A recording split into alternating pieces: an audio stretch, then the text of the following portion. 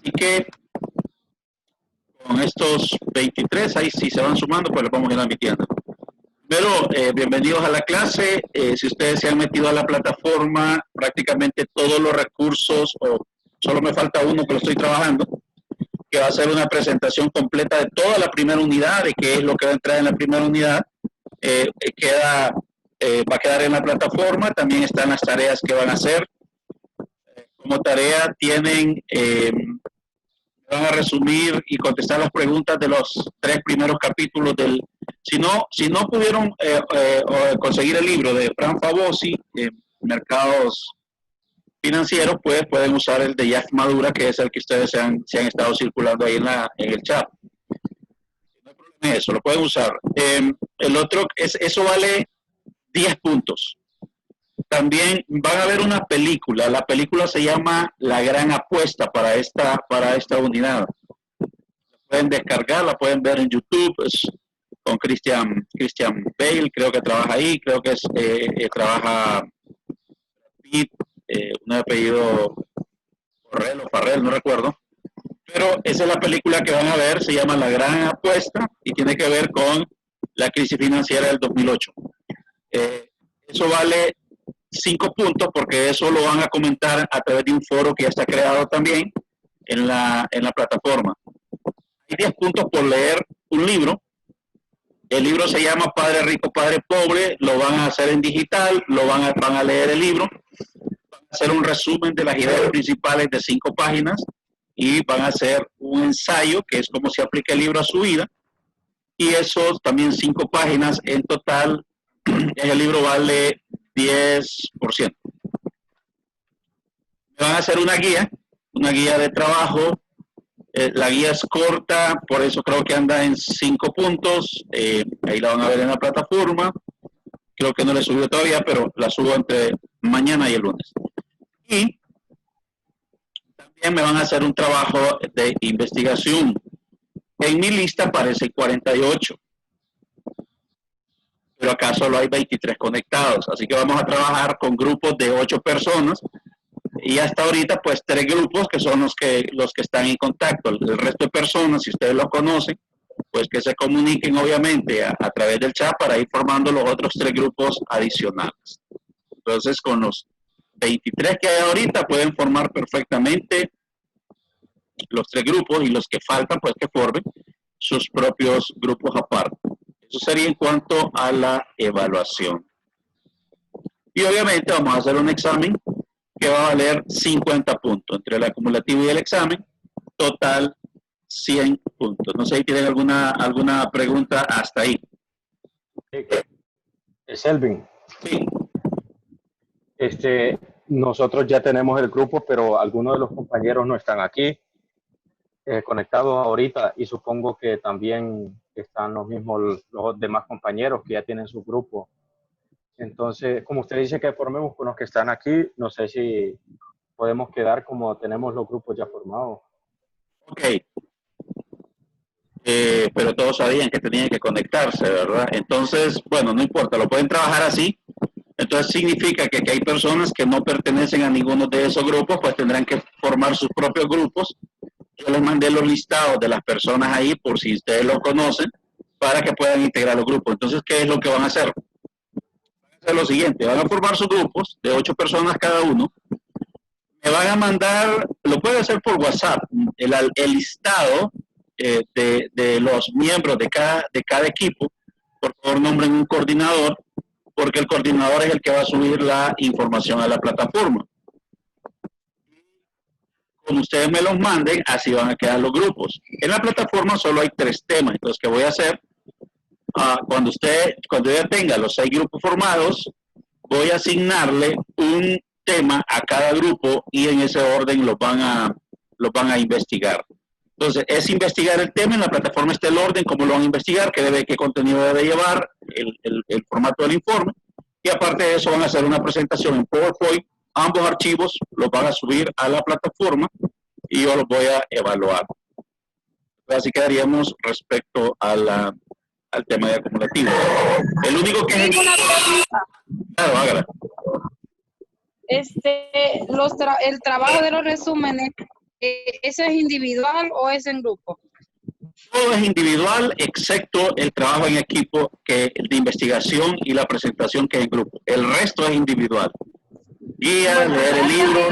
Ok, perfecto. ¿Otra pregunta? Por ejemplo, en mi caso, yo no conozco a nadie.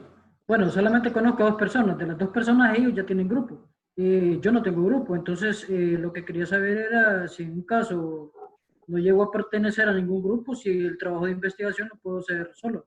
No, tiene que ser en grupo. Tiene que buscar ahí afín algún compañero. Dice que conoce 2, pues con esos 2 puede sumarse. A ese grupo se puede sumar. O si no, a cualquier otro grupo. Yo creo que aquí lo primero es tratar de trabajar de la manera más unida posible, puesto que el medio no se presta para estar de otra manera. Entonces, vea cómo se incorpora ahí algún grupo. Ok. No sé si hay alguna otra pregunta, jóvenes.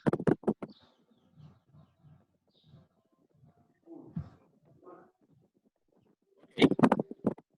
Si no hay más preguntas,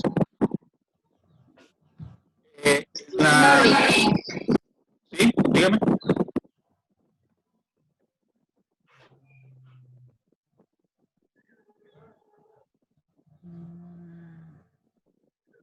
¿Me preguntas?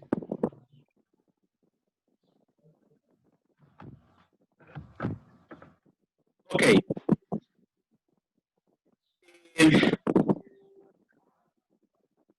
En la plataforma hay una presentación, también está el libro. He tratado de ponerle la información lo más resumida posible para que podamos ir trabajando.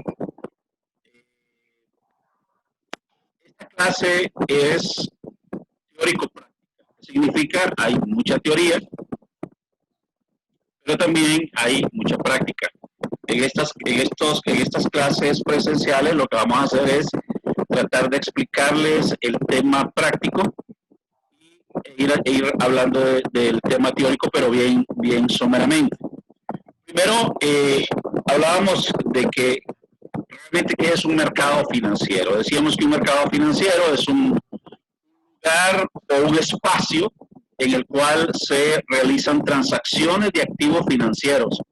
¿Por qué se dice que es un lugar o un espacio? Porque puede ser un lugar físico, como el hecho de ir a un banco, o puede ser un lugar virtual, como poder hacer alguna transacción en línea, financiera en línea, entonces, o poder comprar bonos, acciones o cualquier otro tipo de instrumentos financieros en línea. Entonces puede ser un lugar físico o simplemente un espacio virtual. Es más, la mayoría de transacciones en el mercado financiero se dan más en forma virtual que físico. Entonces, el mercado financiero, para que lo podamos entender, es integrado por una serie de instituciones, valga la redundancia, que nos permiten poder realizar transacciones financieras. ¿Como qué instituciones? Por ejemplo, el sistema financiero. Cuando hablamos del sistema financiero, hablamos de bancos, cooperativas, de bolsas de valores, hablamos de financieras, aseguradoras, instituciones de pensión, etcétera. Todo eso que ustedes lo van a investigar, hay un grupo que lo va a investigar, conforman el sistema financiero, son parte del mercado financiero en términos generales. Y este mercado financiero, como lo hice en una de las presentaciones que les puse en la plataforma, es básicamente un sistema donde hay ingresos, hay procesos y hay salidas. Entonces, este sistema, ¿qué es lo que hace? Este sistema lo que hace es tomar dinero de los que tienen excedentes, ahorrarlo y le pagan una tasa de interés a estas personas que ahorran el dinero. Y estas instituciones lo ponen al servicio de personas o instituciones empresariales que necesitan este dinero para invertir, gastar o cualquier otro tipo de operación, y a estos les cobran una tasa de interés que obviamente se llama tasa activa, y esa es la forma como opera todo el mercado financiero en términos generales. Tiene algunas funciones específicas. ¿Cómo qué funciones específicas? Primero, la función de intermediación, es decir, agarrar dinero de los que tienen en exceso y ponerlo en aquellas personas que lo necesitan o instituciones que lo necesitan. Es Esa se llama función de intermediación. También tiene la función de liquidez. ¿Cuál es la función de liquidez? Función de liquidez es que el sistema financiero, el mercado financiero en términos generales, es disponible para poder otorgar fluidez o liquidez a las personas y a las instituciones que lo requieren. Tiene la función de liquidez. También permite, el mercado financiero permite reducir el costo de las transacciones. ¿Qué significa? Que el sistema financiero puede, y el mercado financiero en términos generales, pueden atender a miles de personas y esto hace que el costo de cada transacción sea realmente bajo. Entonces, esas son las funciones en términos generales de los activos financieros. Pero también el trabajo de los activos financieros decíamos que es intermediar activos financieros. El mercado financiero es intermediar activos financieros. ¿Qué son los activos financieros? Cuando ustedes llevaron contabilidad, en contabilidad a ustedes les enseñaron los diferentes tipos de activos. Por ejemplo, los activos corrientes y los activos no corrientes. Dentro de los activos corrientes tenemos todo lo que es circulante y dentro de los no corrientes tenemos lo que son los activos fijos y los activos intangibles. Bueno, los activos financieros, lo primero que debemos entender que son activos intangibles. Es decir, que no se pueden ver ni tocar. Simplemente son activos que le aseguran al poseedor el derecho, la obligación de poder usar ese derecho o pagar esa obligación en el futuro, respaldado básicamente por documentos. ¿Cómo así? Bueno, por ejemplo, un bancario es un activo financiero. Un banco, o va a una cooperativa, o va a cualquier otra institución, y va a sacar un crédito, por ejemplo, un préstamo, y el préstamo es fiduciario, es decir, que se hace a través de avales. A usted le dan el dinero, ¿y qué es lo que usted da a cambio? Lo que usted da a cambio simplemente es la firma de una promesa de pago. Lo que respalda que usted va a pagar ese crédito es la firma del documento, es decir, no hay nada tangible, simplemente es algo que se puede dar o no. Sin embargo, lo que lo respalda es el documento. Otro caso, la cuenta de ahorro. Usted va al banco, deposita dinero. La cuenta de ahorro es un activo financiero, deposita dinero. ¿Y qué recibe a cambio usted? Bueno, lo que recibe a cambio es un documento. Recibe una libreta y esa libreta dice que usted tiene dinero en ese banco. Pero simplemente es eso. O sea, es una promesa. Lo mismo una acción, un bono, etc. Entonces, podemos mencionar algunos activos financieros para que nos pueda quedar claro. Tenemos las cuentas de ahorro, los créditos, los bonos, las acciones, los pagarés, las letras de cambio. Tenemos otros que son un poco más complicados, como los swap, los reportos, los futuros, los derivados, las opciones, que lo vamos a ver más adelante detenidamente. Todo eso se compone, todo eso se llama activos financieros. Entonces quiero que quedemos claros en dos cosas. Primero, son activos intangibles que le dan al poseedor derecho o obligación de cancelación a futuro. Segundo, que únicamente son respaldados por un documento. Eso es lo primero que debemos entender. Ahora, los activos financieros también tienen funciones. ¿Qué funciones tienen los activos financieros? Primero, la función de liquidez. Igual que el mercado financiero, un activo financiero me puede generar liquidez. ¿Cómo así? Bueno, si yo no tengo dinero, puedo ir a un banco y al sacar el crédito, entonces la liquidez de mi empresa se ve fortalecida. Si la empresa no tiene dinero, entonces puede poner a disposición también la venta de acciones o de bonos para poder alimentar la liquidez. Entonces vean que sí también tiene la función de liquidez. La función que tienen los activos financieros es la función de redistribución del riesgo. Primero, ¿qué es el riesgo? Bueno, el riesgo es la posibilidad o la probabilidad de que un evento salga conforme a lo planeado. Eso es riesgo. También se puede definir como riesgo el efecto que tiene la incertidumbre en los resultados de la institución. Entonces, ¿por qué el activo financiero tiene como función redistribuir el riesgo?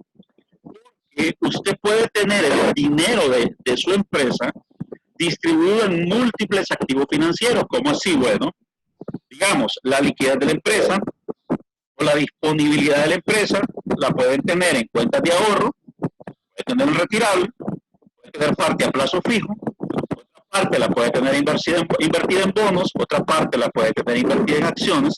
Entonces usted ve que si fallara uno de esos instrumentos financieros, usted dispone todavía de otros activos financieros para poder protegerse. Eso se llama, en el argot popular, no sé si ustedes han escuchado el concepto, no tener todos los huevos en la misma cesta. Eso se llama redistribuir el riesgo. Si usted tiene todos los huevos en la misma cesta, lo que va a pasar es que si se le cae esa cesta, se le van a tirar todos los huevos. Es por eso es que hay que tener múltiples activos financieros para poder redistribuir el riesgo. Y la otra función que hacen los activos financieros también es la función de redistribución del dinero o redistribución de la riqueza. ¿Cómo así? Bueno, el activo financiero toma dinero del que lo tiene para ubicarlo en el que no lo tiene. Entonces, de alguna forma, esa riqueza se redistribuye para generar más riquezas. Entonces, básicamente, eso es lo que sería, en grandes palabras, lo que es el mercado financiero, los mercados financieros y lo que son los activos financieros. No sé si hasta ahí hubiera alguna pregunta.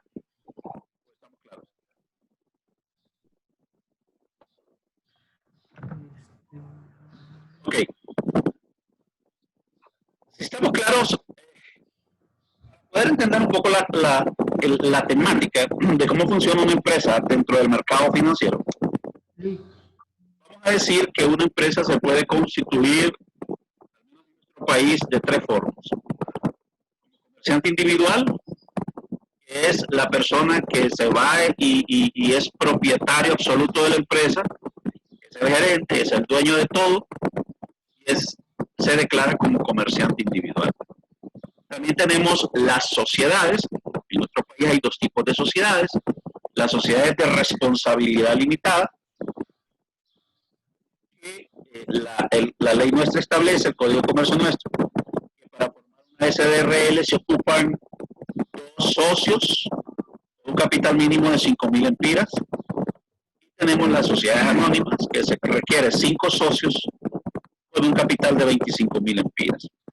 También estas sociedades anónimas, en la medida que pueden vender acciones en un mercado organizado, como el mercado, como digamos una bolsa de valores o el mercado de valores, puede terminar convirtiéndose en lo que es una corporación. Una corporación es una entidad que es creada legalmente y se constituye a través de la venta de acciones.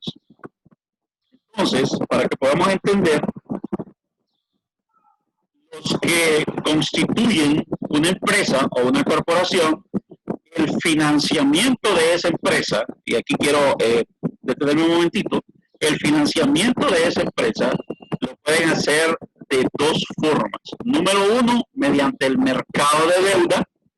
El mercado de deuda son los bancos, es ir a los bancos, y a eso se le llama la constitución de pasivos. Un banco saca un crédito y constituye el pasivo de la empresa. Otro es mediante la constitución o mediante la venta de acciones. Esas ventas de acciones lo que alimentan es mi capital. Entonces, las empresas que lo hacen a través del mercado, se capitalizan a través del mercado de venta de acciones, a eso se llama el mercado de acciones. Entonces existe el mercado de deuda, que es el mercado de créditos, por lo que yo pago una tasa, y el mercado de acciones, que es la venta de una acción en el mercado de valores. Entonces, los dueños o los que compran estas acciones se les llaman accionistas. Los accionistas entonces son los que terminan siendo dueños de estas corporaciones y son los que se dedican a la compra de acciones. Tienen una responsabilidad limitada. La responsabilidad de los accionistas se limita al valor de las acciones. Es decir, si yo soy parte de una corporación, soy dueño de una corporación, tengo 20 acciones, Entonces, y la corporación fracasara o liquidara o quebrara, pues lo que yo perdería sería lo que tengo invertido en acciones. Esa es mi responsabilidad. Y los inversionistas pueden ser personas individuales, es decir, como usted o como yo. Pueden ser empresas que se dedican a comprar acciones en el mercado. Y podemos sacar entonces como conclusión que en una empresa existen los accionistas individuales y los accionistas de inversión. De eso, las acciones pueden ser de dos tipos. Acciones comunes y dos, las acciones preferentes. Las acciones comunes son aquellas que representan unidades patrimoniales o parte del patrimonio de una empresa y ganan lo que se conoce como rendimiento o dividendo. ¿Qué significa eso? Que los dueños de acciones comunes tienen derecho a una parte o de las utilidades de la empresa y a eso se le llama dividendo. Lo importante de las accionistas comunes es que se le llama instrumentos de renta variable. A las acciones comunes se les llama instrumentos de renta variable. ¿Por qué?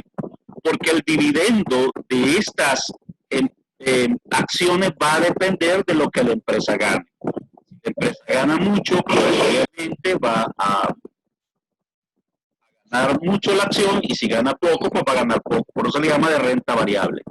Los accionistas comunes tienen voz y tienen voto. Significa que los accionistas comunes son los que forman el consejo de dirección de una empresa, la junta directiva de una empresa, y tienen voz y tienen voto. En el caso de los accionistas de las acciones preferentes, es una forma especial de participación que tiene un individuo periódico o fijo, cuyo pago debe realizarse antes de pagar cualquier dividendo de accionistas comunes. ¿Qué significa? Que la acción preferente se emite como un instrumento de renta fija. O sea, que en el documento de la acción ya está determinado el rendimiento que esa acción va a tener. Y antes de repartir las acciones preferentes, los dividendos comunes, se reparten los dividendos preferentes. Entonces, las acciones preferentes se emiten como una forma de estímulo para los grandes inversionistas comunes o para los altos ejecutivos de la empresa. Tienen voz, pero no tienen voto. Es decir, que no pueden integrar el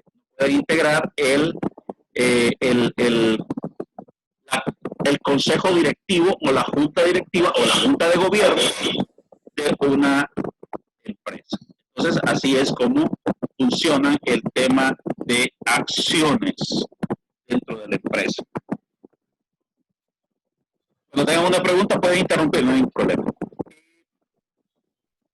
Como analistas financieros, en el caso de nosotros que nos formamos como administradores de empresas, nosotros debemos estar claros que toda empresa tiene metas. Las metas de la empresa las establece obviamente el gobierno corporativo, o sea, el consejo directivo de la empresa. Una empresa, desde la perspectiva financiera, puede tener dos objetivos completamente claros. El primer objetivo es maximizar las riquezas. ¿Qué es la maximización de las riquezas? Simplemente es incrementar el precio de una acción. Incrementar el precio de una acción implica el reinvertir todas las utilidades que se van ganando año con año para que la empresa pueda expandirse, pueda crecer, pueda ampliar mercado y de esa manera crezca el precio de una acción. Por lo tanto, el objetivo acá de los dueños no es obtener dividendos, sino que el precio de la acción suba. Segundo, maximizar las utilidades. Maximizar las utilidades es incrementar la ganancia por acción. Aquí no interesa tanto el precio de la acción, sino la ganancia por acción. Este objetivo se logra o a los dueños, mejor dicho, les interesa únicamente que la empresa se rentabilice y gane más cada día para poder obtener mayor ganancia por acción. Tiene este objetivo una dificultad, que la empresa generalmente no tiende a crecer. Entonces, para alcanzar estos objetivos, hay que considerar algunas variables. Primero, el tiempo. Es decir, ninguno de los dos objetivos se logra al corto plazo. Segundo, el flujo de efectivo. ¿Qué significa? Para las empresas, lo más importante no es la utilidad, sino el flujo de efectivo. ¿Cómo así? Muchas empresas pueden tener utilidades, pero no tener flujo de efectivo. Y ustedes tuvieron que haberlo visto esto en... Sí, le dije un ratito, mi hermano, a las 5. Tercero, el tema riesgo, que lo hablábamos la vez pasada, anteriormente, perdón, que el riesgo tiene que ver con las posibles eventualidades que pueden impedir que se alcance un objetivo. Tercero, la participación empresarial. ¿Qué significa? Significa que los accionistas, los inversionistas de una empresa pueden perfectamente tomar decisiones que afecten a los empleados de la empresa. Entonces pueden encontrarse de que los empleados tienen claros cuáles son sus principios éticos, y entonces los accionistas de la empresa pueden encontrarse con esa ética empresarial que les impide alcanzar los objetivos. Y por último hablamos de la ética empresarial, que son los principios que deben tener tanto los inversionistas como los empleados de la empresa. ¿Pueden apagar los micrófonos, por favor?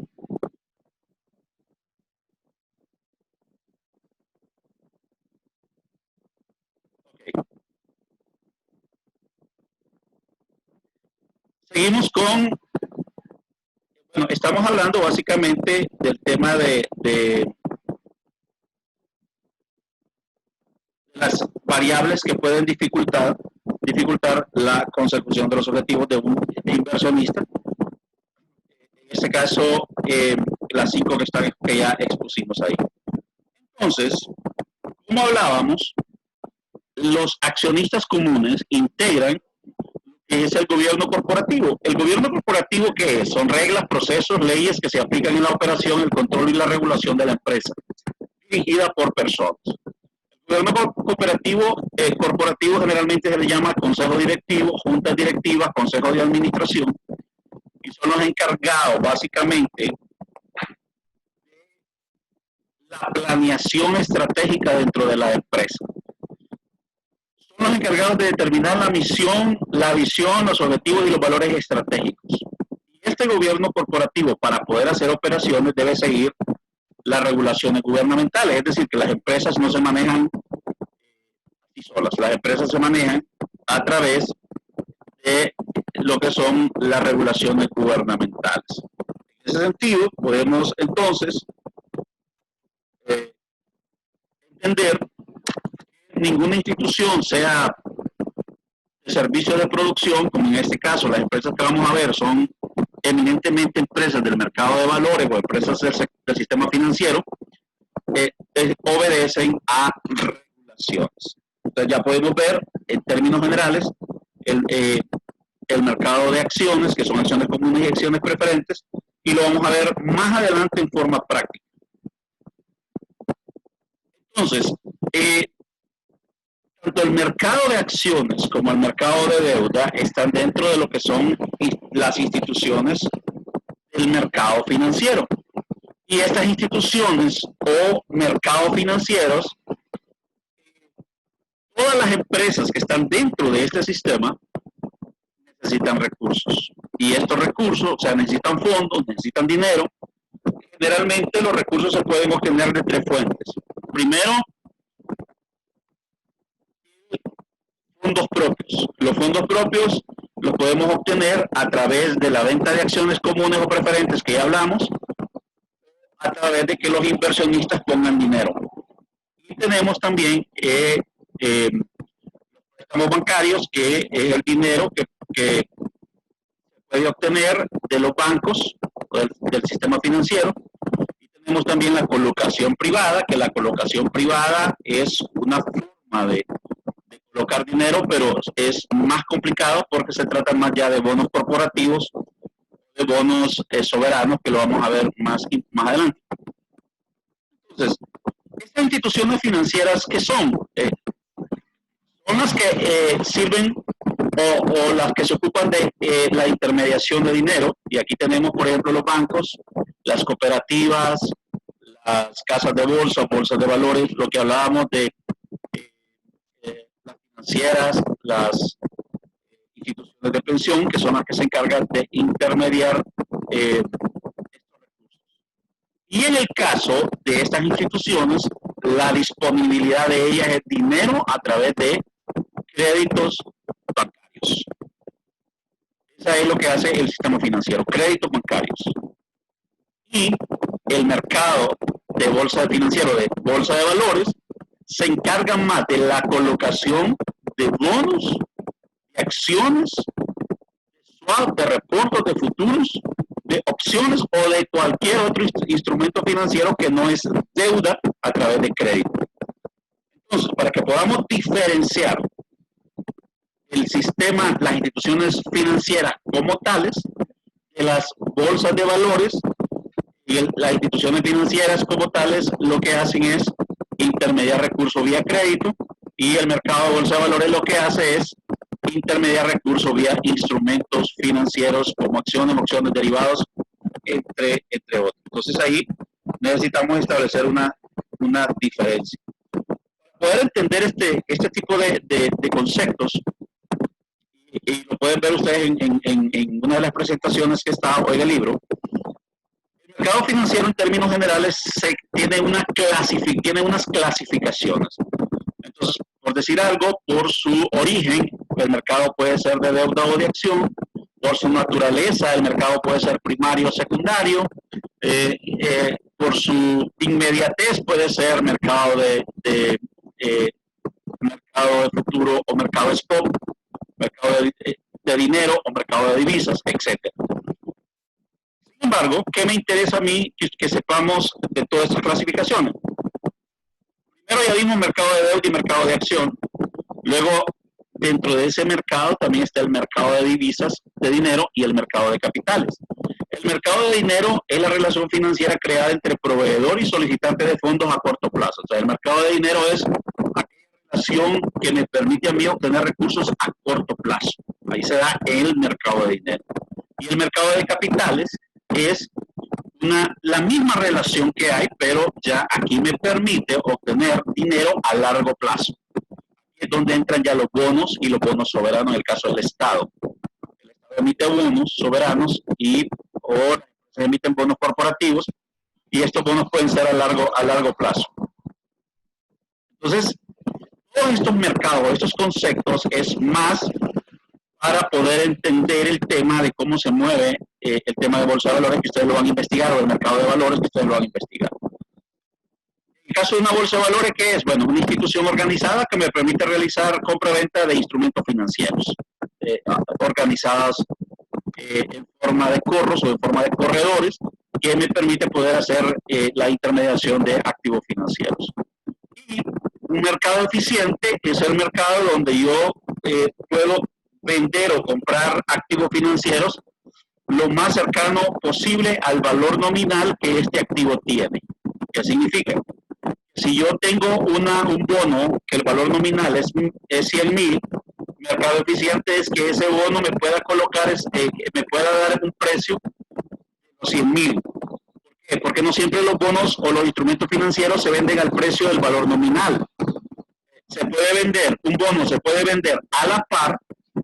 Significa que el instrumento financiero se vende al mismo valor nominal. También se puede vender con prima.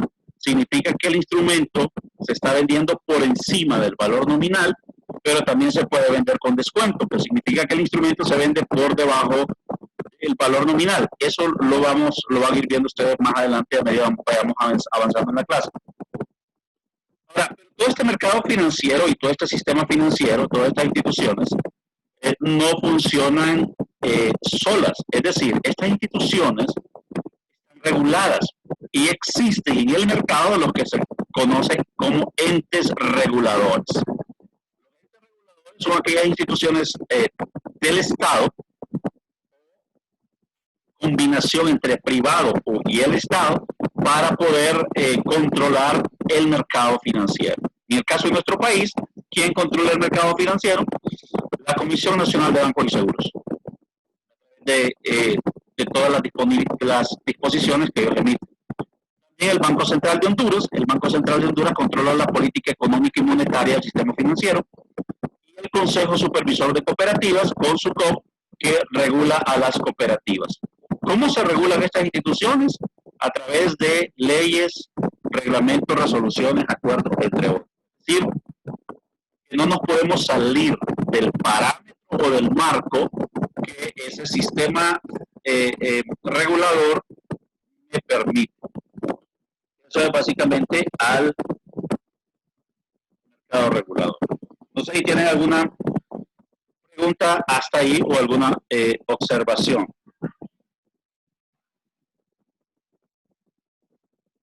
Si todo está claro.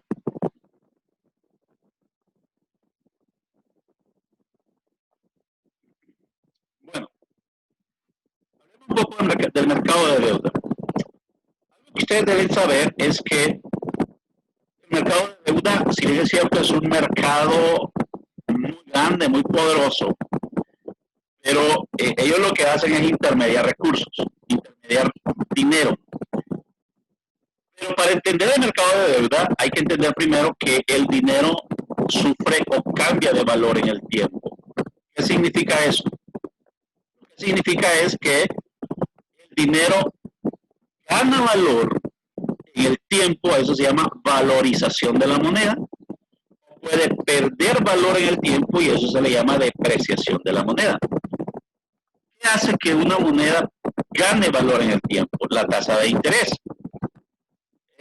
Sencillo, si usted tiene 1000 lempiras y lo lleva a una cuenta de ahorro que le da el 5%, al final de un año usted tendrá 50 lempiras más sobre esos 1000, o sea, usted tendrá 1050. Eso se llama que gana valor en el tiempo. Pero también el dinero puede perder valor en el tiempo. ¿Cómo así? ¿Qué variable lo afecta? La inflación. La inflación es la pérdida constante del valor del dinero debido al incremento del precio de los bienes y servicios. ¿Cómo así? Bueno, suponga que usted tiene esos 1000 lempiras y con esos 1000 lempiras usted se podría comprar 2 pantalones de 500 lempiras cada uno. Pero resulta que a lo largo del año una inflación de un 5%, lo que permite que ese pantalón entonces ya no valga 500 lempiras, sino que va a valer 500 más el 5%. Eso, que con los 1000 lempiras usted ya no va a poder comprar los 2 pantalones. O sea, eso se llama la pérdida o ganancia de valor en el tiempo. Y eso lo debemos tener claro.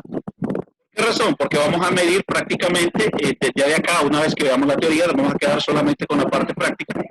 Y justamente necesitamos entender todo eso. Entonces, el mercado de deuda es donde se realizan operaciones de intermediación de recursos vía ahorro, vía crédito.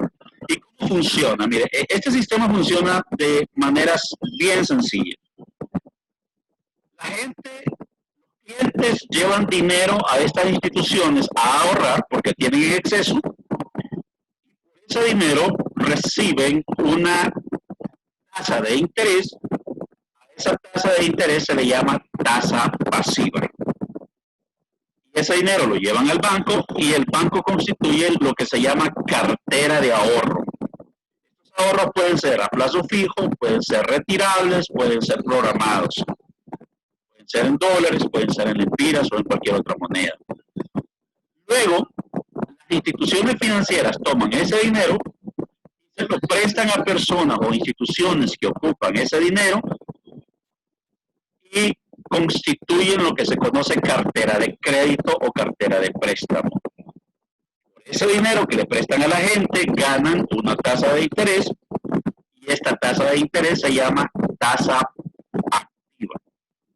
La tasa activa es la tasa de interés que ganan los bancos o que cobran los bancos por los préstamos que ofrecen a las personas y a las instituciones.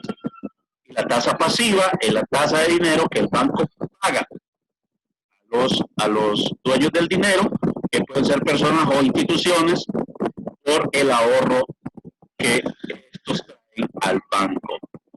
Para los bancos, para las instituciones financieras, esa tasa pasiva que pagan se constituye en su costo financiero y la tasa activa que cobran se constituye en sus ingresos financieros. Si yo resto la tasa activa menos la tasa pasiva, eso se llama margen bruto de intermediación o spread. Entonces, el ingreso financiero menos el costo financiero es lo que se conoce como spread. Obviamente, esta intermediación es un gran negocio para los bancos, y tanto las cuentas de ahorro como los préstamos están fríamente calculados para que generen esa riqueza. El spread tiene que ser suficiente para pagar los costos operativos del banco y que aparte de eso me quede riqueza, me quede ganancia. Los préstamos que un banco ofrece los puede ofrecer a tipo fiduciario. Fiduciario es que lo presta el dinero únicamente con avales. También el préstamo puede ser un préstamo hipotecario que utiliza garantías hipotecarias como ser terrenos, edificios, etc. Puede ser prendario, es decir, que la garantía es una prenda, un bien mueble como un vehículo, otro tipo de prendas, homenaje de casa puede ser. Y tenemos los créditos micro, que son créditos que se dan a pequeños empresarios o a MIPYMES, que pueden ser grupos solidarios y que las tasas son un poco altas. Entonces, la cartera de ahorro y la cartera de crédito que tienen los bancos es suficientemente amplia como para poder tener la ganancia que se requiere. Entonces, hasta ahí es cómo funciona básicamente el negocio de los bancos. Entonces, para que lo podamos resumir, los bancos reciben ingresos financieros por sus préstamos, pagan un costo financiero por sus ahorros, la diferencia se llama margen bruto de intermediación o spread. Ese spread le vamos a restar los costos operativos para tener una utilidad de operación. A esa utilidad de operación le vamos a quitar el impuesto y lo que queda es la utilidad neta del banco, que se reparte entre los accionistas o los dueños del banco. Así funciona el negocio del banco, que es sumamente complejo de operar, pero fácil de entender. Y hemos hablado prácticamente de pura teoría. Ahora sí vamos a empezar ya a la parte práctica. ¿Cómo se mide si una institución financiera es realmente rentable, aceptable o viable? Los bancos generalmente se miden con 8 variables y las cooperativas se miden con 15 variables. Vamos a ver primero cómo se mide un banco y después vamos a ver cómo se evalúa una cooperativa. ¿Cómo se mide un banco? ¿Cómo se evalúa un banco? Una institución financiera, para saber si tiene la capacidad de ser la fuente para las empresas o para el Estado. Para evaluar un banco ocupamos 8 variables simplemente. La tasa activa, decíamos que era la tasa que los bancos cobran por los créditos, la tasa pasiva, la tasa que el banco paga por los ahorros, los gastos administrativos, que son los gastos que el banco tiene para operar, es decir, pago de empleados, renta, servicios públicos, todo eso se llama gastos de administración o gastos operativos. Tenemos también ingresos por servicios. ¿Qué son los ingresos por servicios? Son ingresos que tiene el banco por otras operaciones diferentes al ahorro y al crédito. Tenemos la mora. ¿Qué es la mora? La mora es la cantidad de préstamos que ya vencieron su plazo de pago o créditos incobrables de aquellos clientes o afiliados a una cooperativa que no pagarán. La mora. Tenemos el rendimiento sobre los activos, o ROA, siglas en inglés ROA, que básicamente es la contribución de los activos a generar utilidades. Luego tenemos el rendimiento sobre el capital, o ROE. El ROE es básicamente es el rendimiento que el capital que aportan los accionistas tendrá. Para que sea atractivo para un dueño de un banco, para un inversionista, para los accionistas del banco, invertir, lo que miden ellos es el rendimiento sobre el capital. Si ese rendimiento es alto, entonces significa que vale la pena invertir en el banco. Si no, pues ellos están monitoreando este indicador y pueden llegar incluso hasta liquidar o vender un banco que no sea rentable. Y por último, el índice de deuda. Finanzas 2, ustedes tuvieron que haber visto, o el Finanzas 1, sino Finanzas 1. Cuando vieron las razones financieras, ahí tuvieron que haber visto el índice de deuda. Para que una empresa se considere administrada por sus dueños, el índice de deuda tiene que ser inferior al 50%. En el caso de los bancos, el índice de deuda es altísimo. ¿Por qué? Porque los bancos le deben a los clientes. Los bancos son los mayores deudores de los clientes. Te dirá, ¿pero por qué? Porque todos nosotros tenemos cuentas de ahorros en los bancos. Y esa cuenta de ahorro para el banco se constituye en un pasivo, o sea, se constituye en una deuda. Entonces, el índice de deuda de los bancos generalmente roza el 80 o 90%. Entonces, esas son las formas como se maneja o cómo se evalúa un banco. Repito, estas 8 variables son suficientes para poder evaluar un banco, que son las que se las he explicado de alguna u otra manera. También tenemos les decía que los ingresos por servicio son importantes evaluarlos. No es la operación del banco, el negocio del banco tiene que ser la intermediación. Pero los bancos se dedican también a vender recargas Tigo, al cobro de servicios públicos o al cobro de servicios a negocios privados, por ello cobran una comisión, manejo de cuentas de cheque, transacciones internacionales. Todo eso le deja al banco algún rendimiento o algún ingreso, y eso es lo que se conoce como otros ingresos. Entonces, lo que se hace es que este indicador tiene que ser lo más bajo posible. ¿Para qué? Para que el banco no pierda su orientación de negocio, que es el ahorro y el préstamo. Okay. Entonces, para que veamos cómo se evalúa un banco, quise empezar este ejercicio y dárselo para que veamos de qué manera se evalúa un banco. Miren en este caso particular. Vamos a poner como ejemplo Bantrap. Nos da la siguiente información de su estado financiero y quiere que nosotros lo evaluemos para saber cómo anda. La cartera de crédito, 8.700 millones. Decíamos que la cartera de crédito son los préstamos que el banco ha otorgado. Esto es un activo. ¿Okay? Es un activo. Cartera de crédito en dólares son los préstamos en dólares.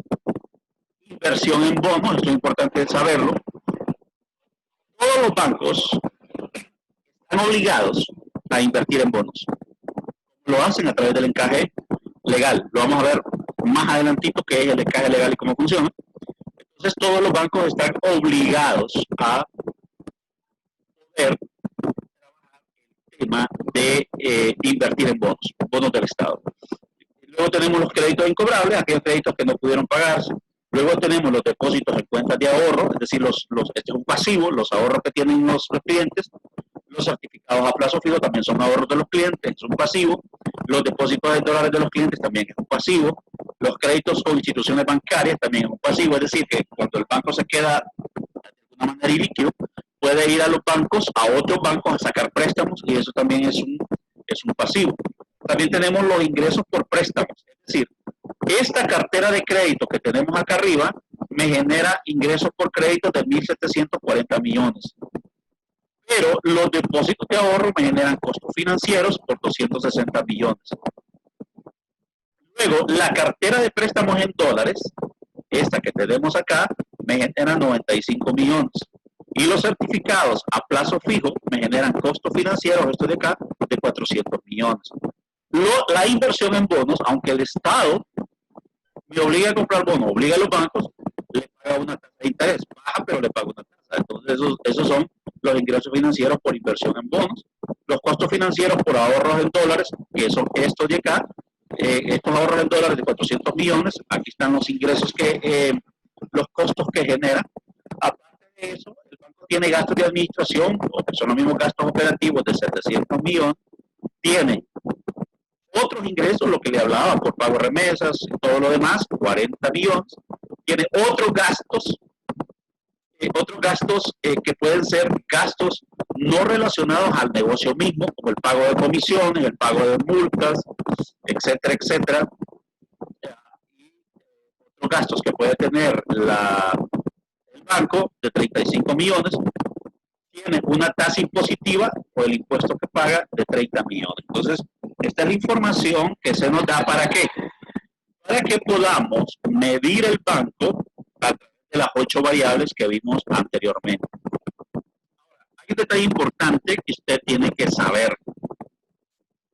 Antes de poder constituir las 7 variables, las 8 variables, perdón, primero tiene que construir los estados financieros. Repito, antes de constituir las 7 variables, las 8 variables, primero tiene que realizar el balance general y el estado de resultados del banco. En ese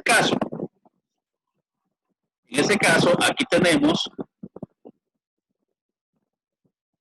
el balance general del banco. Vamos a bajar un poquito. Tenemos el balance general del banco.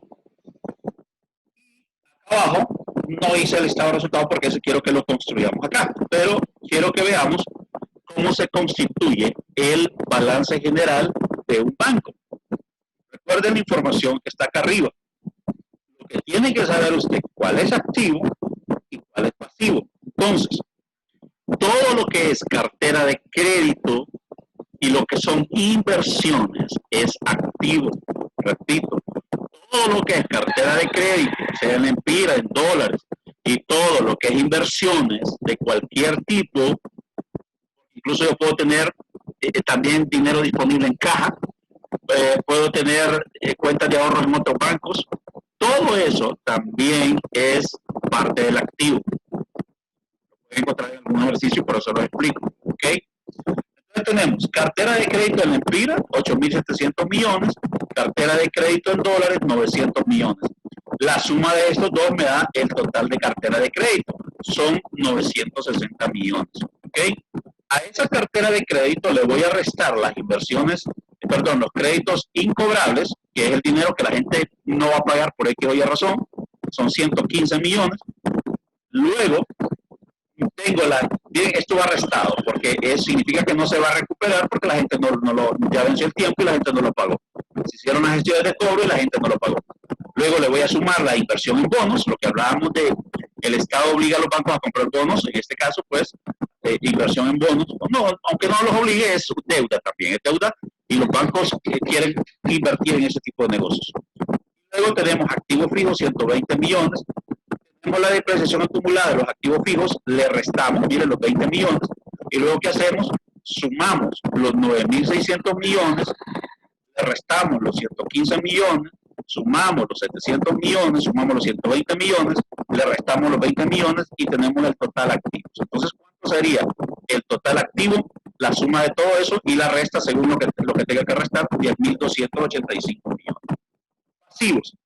Todas las cuentas de ahorro son pasivos.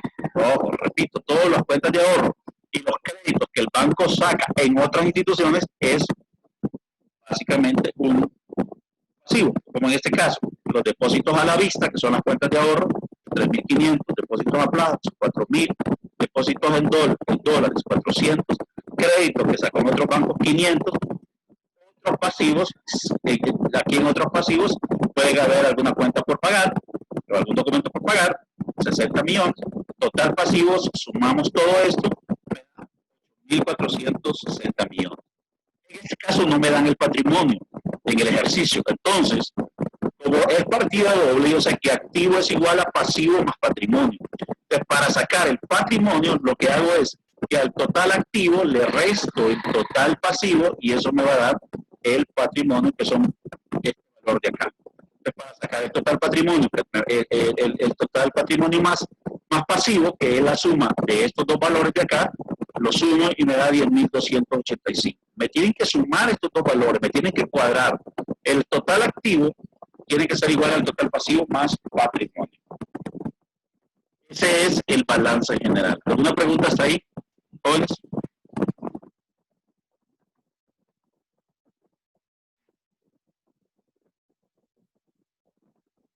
¿Todo está claro?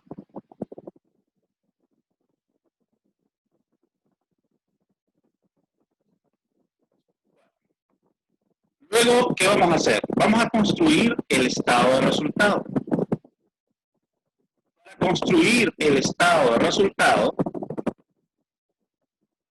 lo vamos a ir haciendo acá, para que vean cómo se va generando el estado de resultado.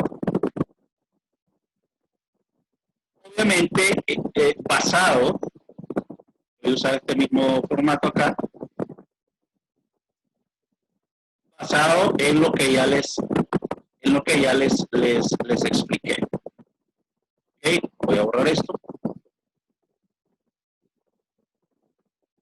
Y vamos a dejar simplemente como estado de resultado. ¿Qué es el estado de resultado? Pues no, es un estado financiero que me permite saber cuánto es la ganancia o la rentabilidad del banco. Para poder generar el estado de resultado, lo primero que tengo que hacer es entender, determinar mis ingresos financieros.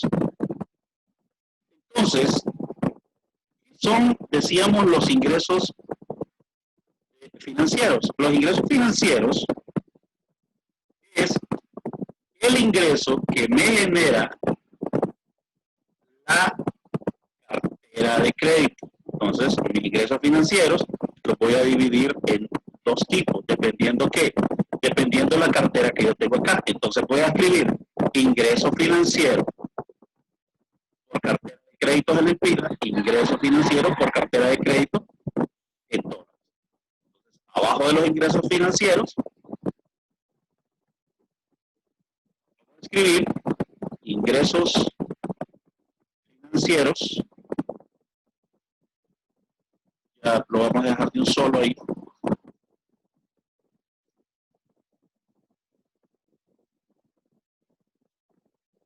Por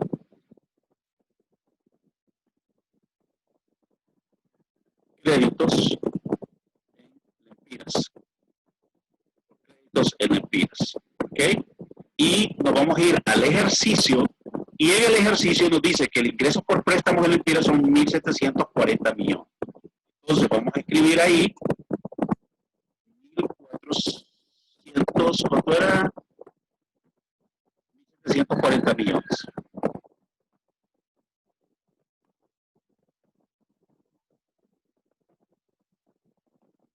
$1.740 millones, ¿ok? Ingresos por créditos de lempiras. Ahora vamos a escribir ingresos por créditos en dólares. Créditos en dólares. Hacemos lo mismo, nos vamos a ir al ejercicio y el ejercicio dice que vamos a ver ingresos financieros por préstamos en dólares son 95 millones. Entonces acá escribimos 95 millones. Pero también hay un detalle importante. La inversión en bonos nos genera ingresos financieros. Entonces vamos a escribir ingresos por inversión en bonos. Por inversión en bonos. Y nos vamos al ejercicio para saber cuánto es el ingreso por inversión en bonos. Ingresos financieros por inversión en bonos, 60 millones. Entonces vamos a escribir acá simplemente los 60 millones. Y luego, total, ingresos financieros sería la suma de esos valores, serían 1740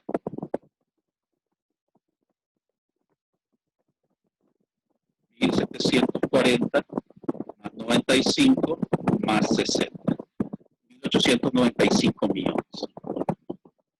Esos serían sus ingresos financieros, ¿ok? Luego, abajo de eso vamos a escribir costos financieros. ¿Qué son los costos financieros? Es el dinero o el costo de usar las cuentas de ahorro, es lo que pagamos por las cuentas de ahorro. Entonces, ¿qué tenemos acá? Según el balance, tenemos todo esto que está acá, me genera costo financiero. Los 4 renglones que están allá me generan costo financiero. Primero, por depósitos. Por depósitos a la vista. La otra es por depósitos a plazo. La otra es por depósitos en dólares. Y la otra es por crédito externo. ¿Okay? Entonces,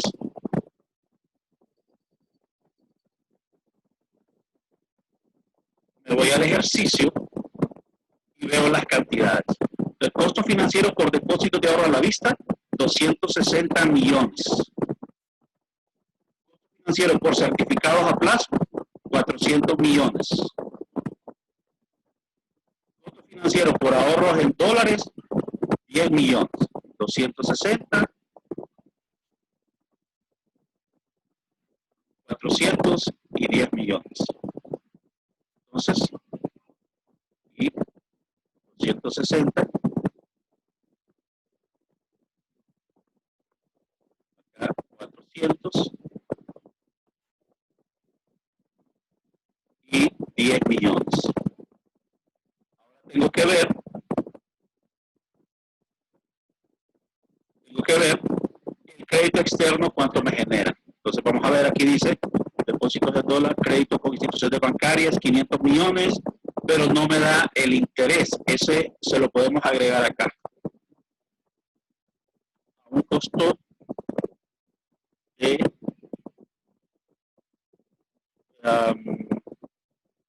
75 millones. Lo podemos agregar ahí, no hay ningún problema. Y acá el crédito externo, entonces, me va a generar 75 millones. El total costo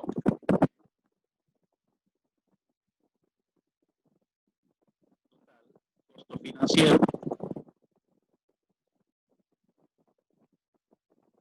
total costo financiero. Entonces lo que voy a hacer es sumar esos valores de ahí. ¿Okay? Estamos hablando de 670, 745 millones.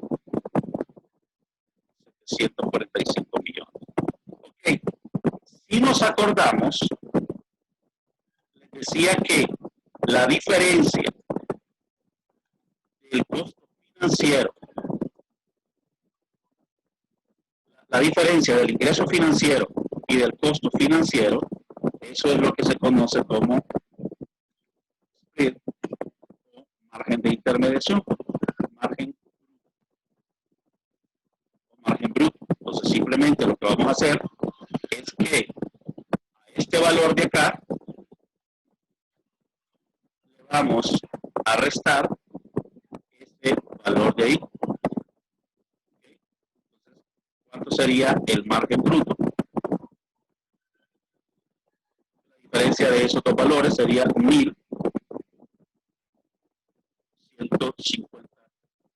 millones. 1.895. 1.845 son 1.150 millones. A este valor le vamos a restar el costo operativo.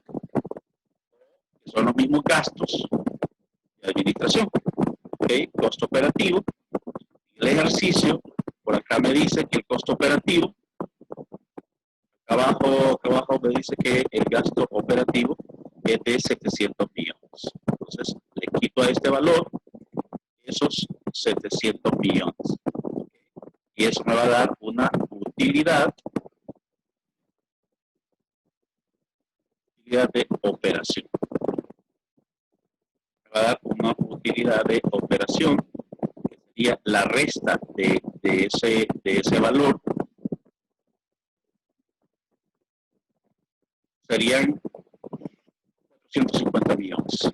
Esa sería la utilidad de operación. A esta utilidad de operación voy a sumar los otros ingresos. Y le voy a restar los otros gastos. ¿Okay? Entonces me voy al ejercicio. Y el ejercicio me tiene que aparecer cuántos son otros ingresos. Ingresos financieros, costo financiero por ahorro, otros ingresos 40 millones y otros gastos 35 millones. Entonces, otros ingresos, acá son 40 millones y otros gastos son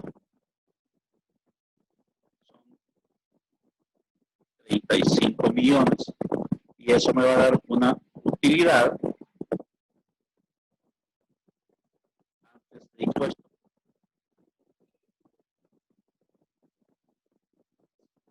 Sumo este valor, la utilidad de operación, más los 40 millones, menos los 35 millones, y eso me quedaría en 455 millones como utilidad antes de impuesto. A esa utilidad le voy a quitar el impuesto. Según el ejercicio, me voy al ejercicio, dice que la tasa de impuesto es 30%, entonces el impuesto es 30%, se lo quito. El 30% de 455 mil son 136.5 millones. Y eso me va a dar entonces la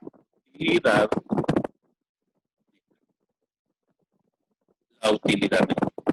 ¿Cuánto va a ser la utilidad neta?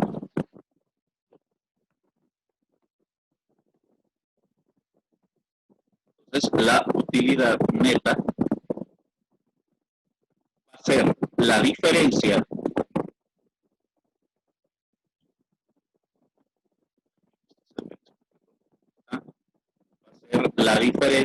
de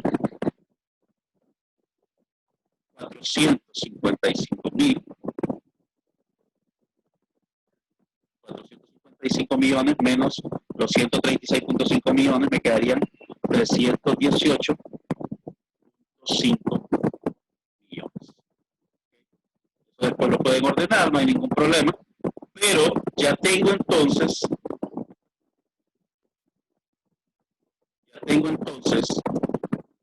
como los datos para sacar las 8 variables para poder evaluar este banco. Es decir, si no tengo el estado de resultados y el balance general, va a ser imposible que pueda calcular las 8 variables. Y para efectos de la clase, ustedes tienen que saber no solo cómo evaluar a través de las 8 variables, sino que tienen que saber también cómo se evalúa, cómo se construye un balance general y un estado de resultados. ¿Preguntas hasta ahí?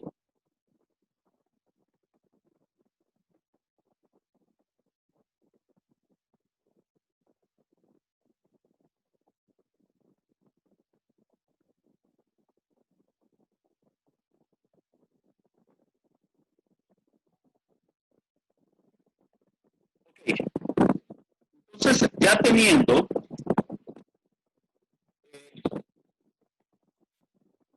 cómo calcular el tema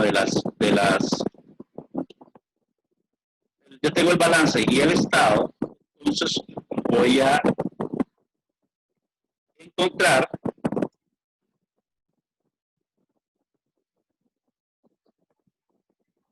las 8 variables. Entonces, ¿cómo se calculan las 8 variables? La primera que vamos a encontrar es la tasa activa. Recuerden que la tasa activa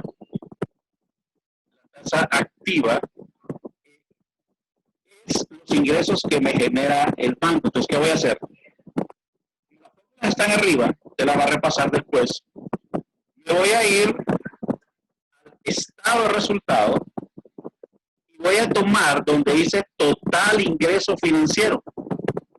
Este valor de ahí. ¿Okay? Y aquí escribo ese valor. Total ingreso financiero. ¿Okay? Y luego ese valor lo voy a dividir. Si usted observa, ese valor, ¿de dónde lo obtuve? De ingresos por crédito en Empira, ingresos por créditos en dólares, ingresos por inversión en bonos. Entonces, esas 3 cuentas me generaron este valor de acá. Voy a ir al balance general y voy a tomar la cartera de crédito, el total cartera de crédito,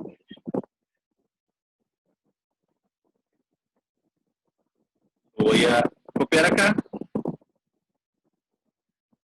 y le voy a sumar la inversión en bonos que también me genera un ingreso. Lo llevo para acá.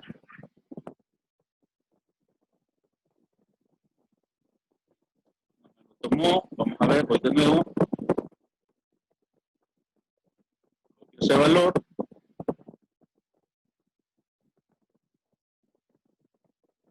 Y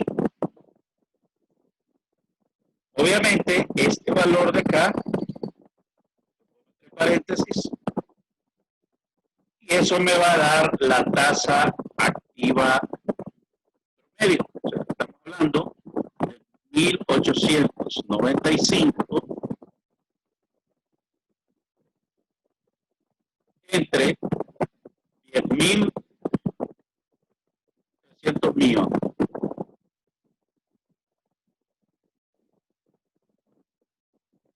¿Okay? Solo que aquí hay un error. Aquí tengo que restar los 115 millones. Vamos a ver si ya lo había tomado allá. Tomé la neta. Tengo que restarle los 115 millones de incobrables porque esos no me generan absolutamente nada. ¿Okay? Entonces serían los 9.600 menos los 115 millones más los 700. Y eso me daría 1.185 millones. Entonces voy a dividir 1.895 entre 10.185 millones y eso me genera una tasa de 18.61%. Así es como se calcula la tasa activa. Todos los ingresos financieros entre la cartera de crédito menos las cuentas incobrables más la inversión en bonos. Luego, para sacar la tasa pasiva, ¿qué voy a hacer? Me voy otra vez al estado de resultado y voy a tomar todos mis costos financieros. ¿Okay? Todos mis costos financieros. Y lo voy a dividir entre lo que me genera esos costos financieros. ¿Y qué me genera esos costos financieros? Prácticamente todo el pasivo, exceptuando estos otros pasivos. Todas las 4 cuentas de acá, entonces sería 8.400 millones. Es decir, a este valor le voy a quitar este valor de acá. Me quedan 8.400 millones. Serían todas estas cuentas de acá, la sumatoria de todas estas cuentas de acá. ¿Okay? Me generarían 8.400 millones.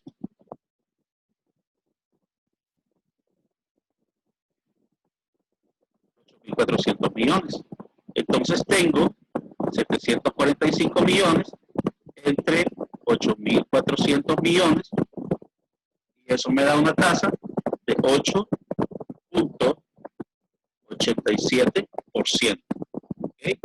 Si se acuerdan cuál es la diferencia entre la tasa activa y la tasa pasiva, el spread. ¿A qué va a ser igual el spread? 18.61% menos 8.87%. Y eso me daría como resultado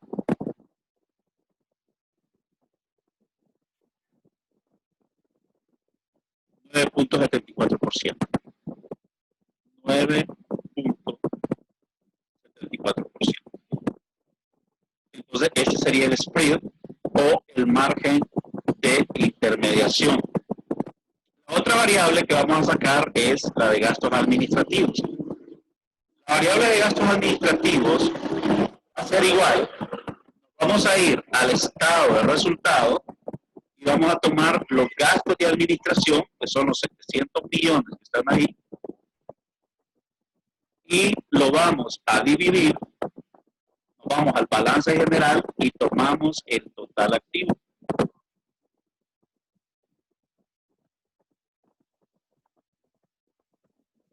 Y eso nos va a dar el gasto administrativo.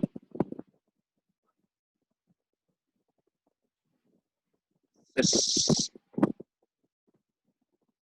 700 millones entre 10.285, 6.80%.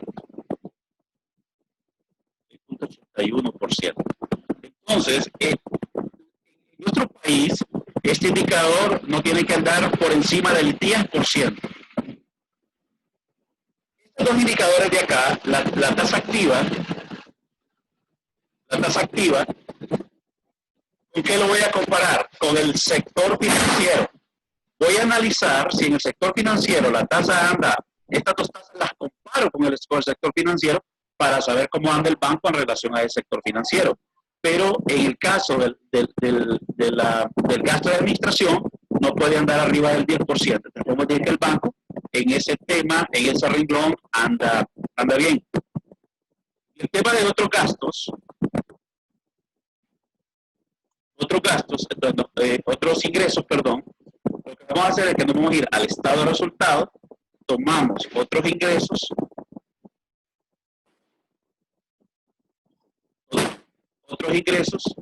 y lo dividimos entre el total activos. Y eso me tiene que dar lo más cercano posible a cero, según la norma. ¿Verdad? Si multiplicamos esto por 100, 0.39%.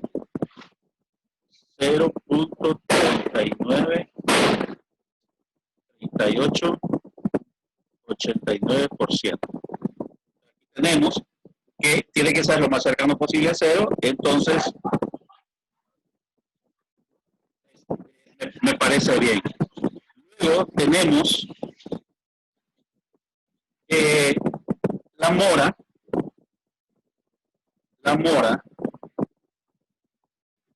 Tomamos, en este caso, los créditos incobrables,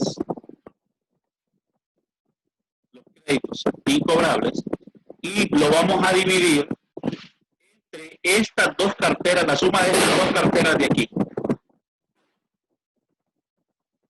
Aquí hay 8.700, aquí hay, sería 9.600, la suma de estas dos carteras de aquí. ¿Okay? 9.600.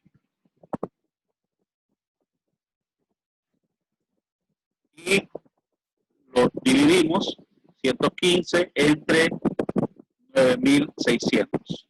Y eso me da 1.20%. 1.20%.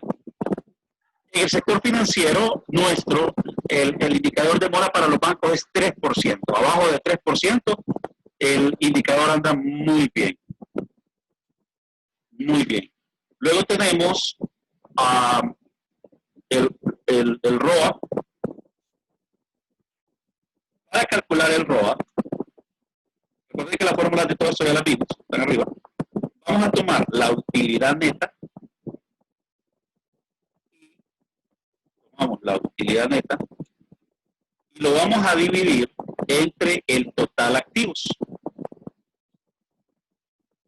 10.285, que ya lo tenemos acá. 10.285. ¿Ok? Total activos.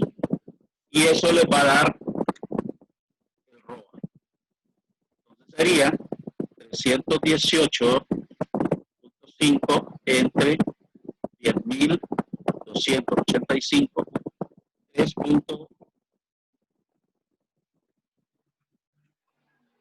3.09. 3.096. 097%. Ese sería el ROA, o sea, la contribución de los activos a generar utilidades. ¿Ok? Luego tenemos el ROE. Para calcular el ROE, vamos a tomar nuevamente la utilidad neta y la vamos a dividir, vamos al balance, entre el capital o el patrimonio.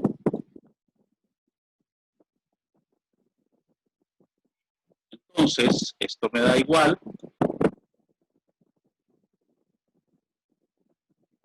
118.5 entre 1.825, 17.45%. Entonces, para saber si esto es atractivo para un inversionista, ¿qué se hace? Lo que se hace es ir a una institución financiera y ver cuánto le darían de rentabilidad por ese dinero, por esos 1.825%. Si le dan menos de 17.45, entonces podemos decir que el negocio es atractivo para la persona. ¿Okay? Y por último tenemos el índice de deuda.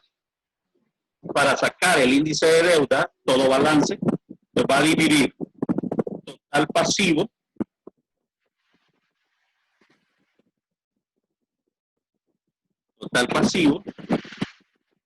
entre total activo, que lo tenemos por acá.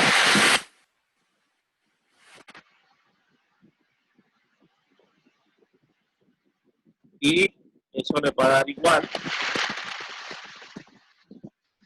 8.460